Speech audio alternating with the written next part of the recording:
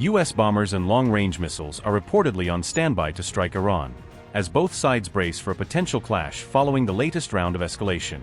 American forces are said to be preparing early attack waves aimed at Iranian nuclear facilities, key airbases, and central command and control targets to degrade Tehran's ability to respond. Tehran's layered air defense network has been placed on high alert, but military analysts continue to question whether it can reliably withstand a sustained U.S. air campaign.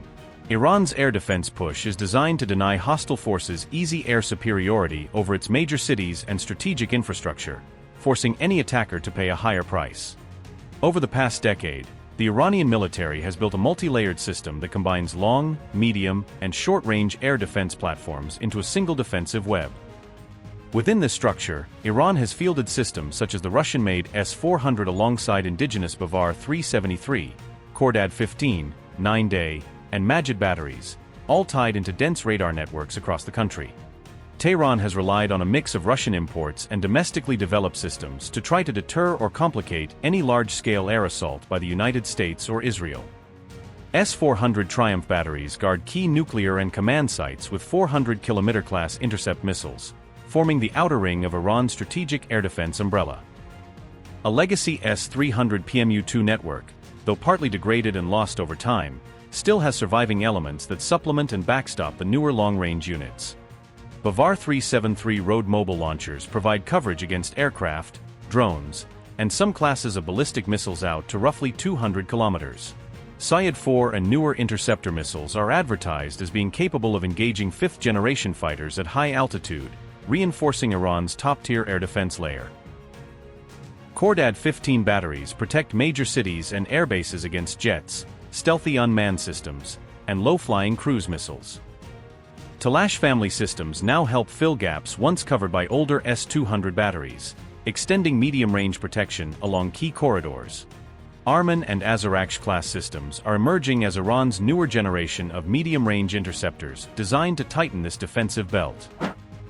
9-day launchers form inner rings around key bases, tasked with destroying low-flying drones and incoming cruise missiles.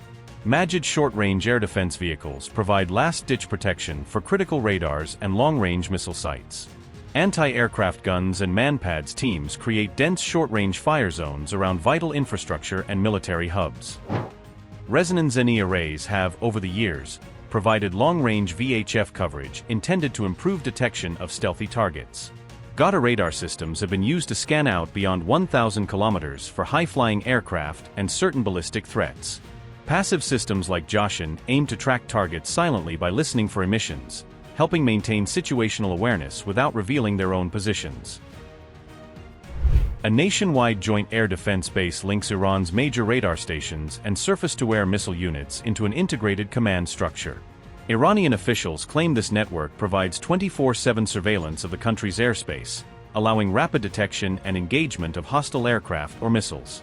However, U.S. stealth platforms such as B-2/B-21 bombers and F-35 fighters are specifically designed to penetrate dense air defense grids by minimizing their radar signature. American electronic warfare assets would also seek to blind or confuse Iranian radars and sever command links in the opening hours of any large strike package. Experts argue that Iran's layered defenses could raise the cost and complexity of an air campaign, but would be unlikely to fully prevent a determined U.S. offensive from achieving its initial objectives.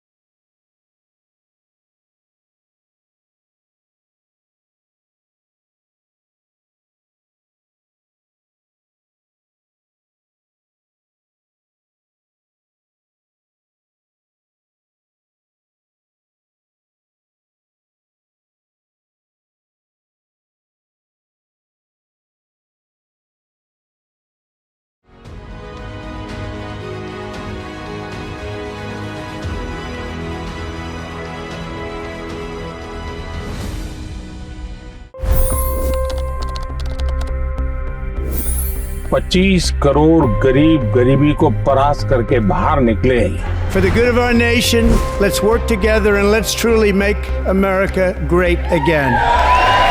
The fastest news breaks. Requested PM saying that look, you will have to speak to Putin and to Zelensky.